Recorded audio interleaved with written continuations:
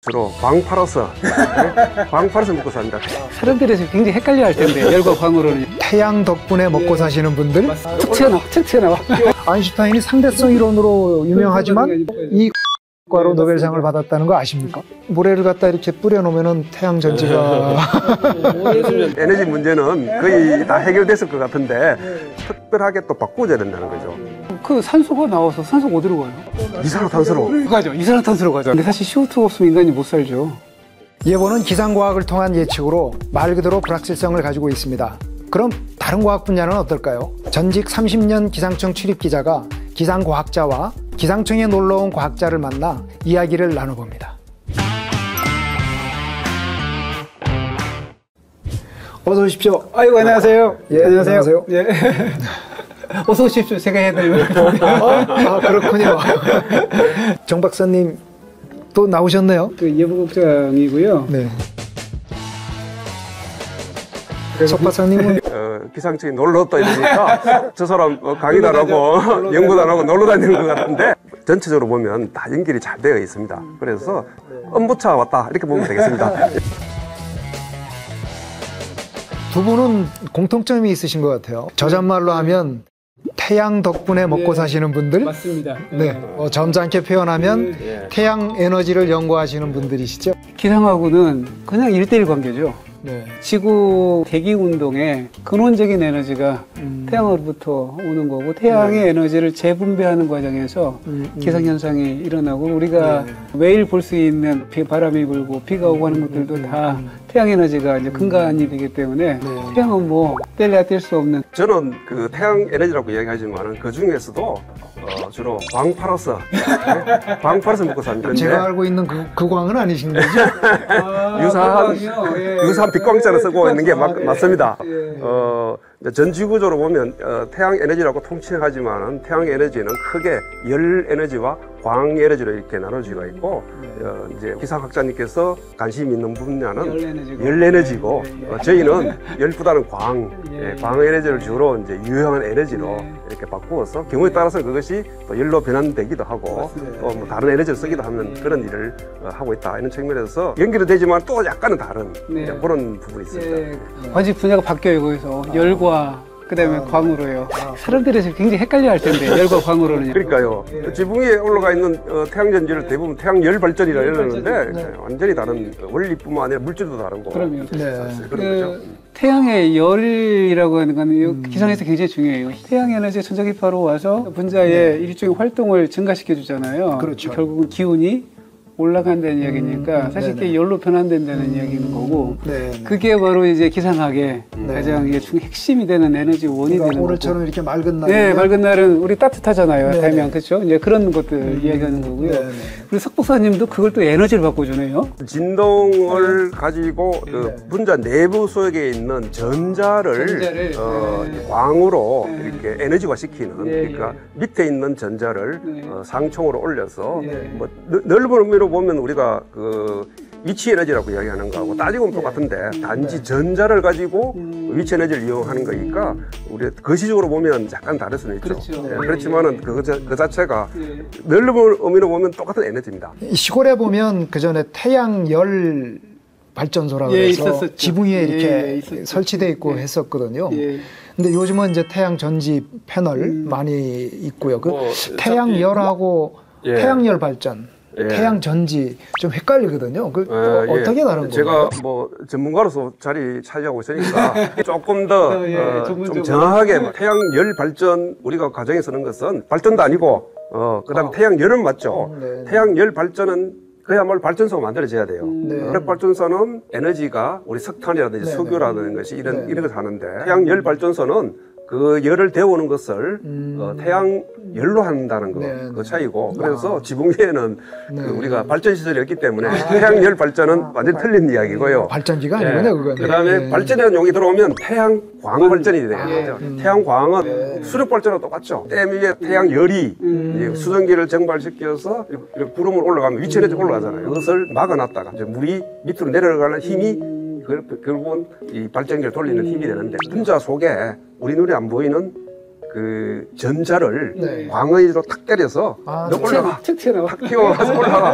그러면 이제 이게 비가 와서 이렇게 발전 댐 위에 갖추어 놓는 거와 똑같은 거죠. 밑으로 내려오는 성질이 있으니까 그것을 전류로 활용하고 에너지라는 것은 전압과 전류의 곱이거든요. 네. 그래서 높이 올라가든가 많이 흘리든가 에너지가 많아지는. 네. 그래서 수력발전소도 가능하면 높은 데서 물을 많이 흘리라는 거예요. 똑같죠.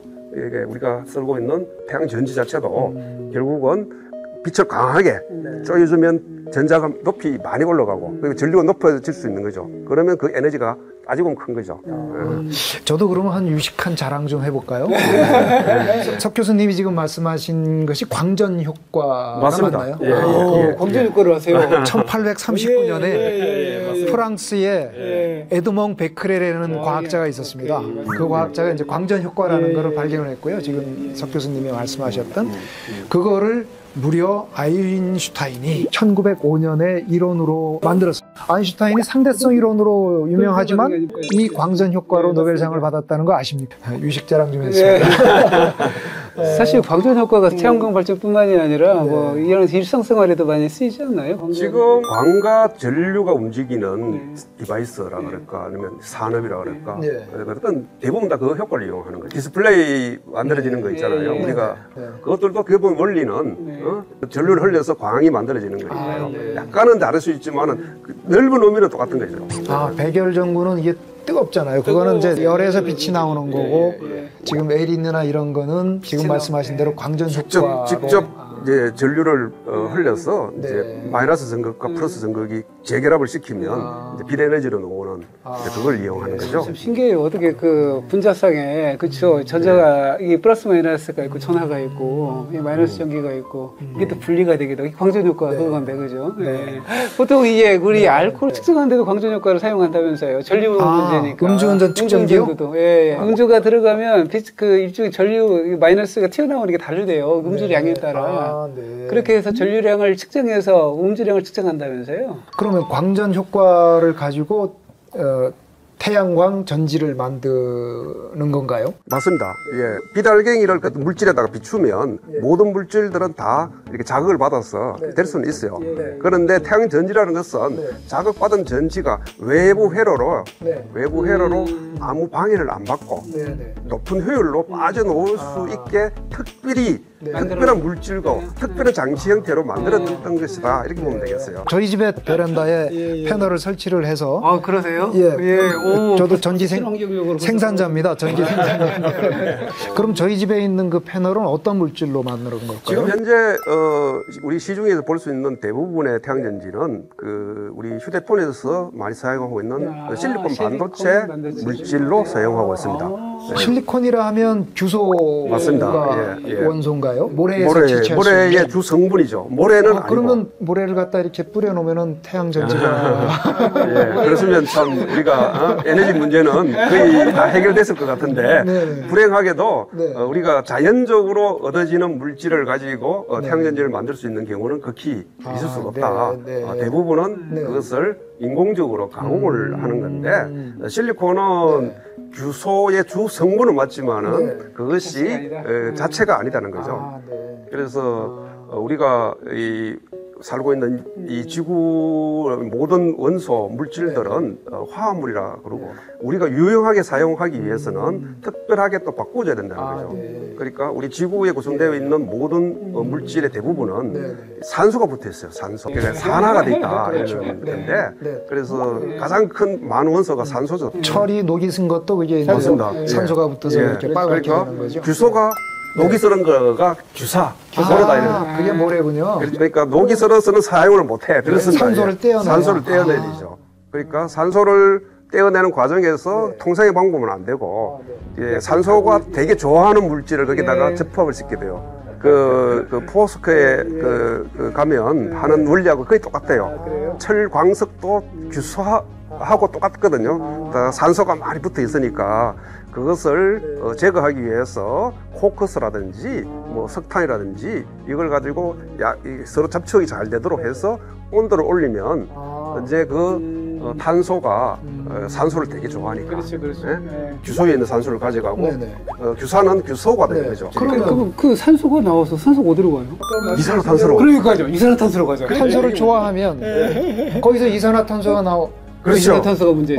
제가 알기로는 태양 전지는 친환경이라는데. 이산화탄소 문제를 해결하기 위해서 개발한 맞습니다. 건데. 예. 그래서 새로운 태양전지 기술이 필요하죠. 아, 그렇군요. 그러니까 지금 우리가 사용되고 있는 대부분의 그 태양전지의 주된 그 네. 물질은 네. 규소라는 걸 쓰고 있는데 네. 규소는 네. 그 모래에서 들어있는 산소를 떼내기 위해서 네. 환원을 시키게 되는데 네. 그 환원을 시키기 위한 부산물로서 네. 이산화탄소가 그러니까, 예. 대량으로 나오고 있죠. 대량으로 나오고 있죠. 에너지도 많이 들어가고 이거 꼭 여우를 피하려다가 호랑이 만난 격입니다. 네. 근데 우리가 CO2 있잖아요. 기후변화 이야기하면서 네. CO2가 기후변화의 주범이다.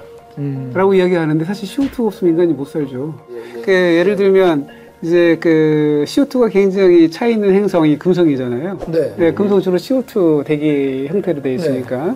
근데 거기는 태양 복사가 들어가서 나오질 못하니까. 아. 예, 금성은 표면 온도가 몇백 도가 돼요, 그러니까. 아하. 이게 온실 요건. 그죠? 그러면 아예 대기가 없는 네. 달 같은 경우는 뭐 나왔다 바로 들어가니까 이 태양의 온도차가 네. 굉장히 심하고 네. 대신에 지구는 CO2와 H2O의 그 수증기가 그 온실 효과를 잡아주니까 네. 지구 대기가 갖고 있는 평균 온도가 288K 정도 돼요. 네. 288K면 네. 어느 정도 되나요? 섭씨로 하면? 15도 정도. 15도. 네, 15도. 평균. 지구 전체 네, 평균 15도. 온도. 아, 예. 네, 15도 만약 CO2가 정도. 없다면은요, 아. 255 내려가요.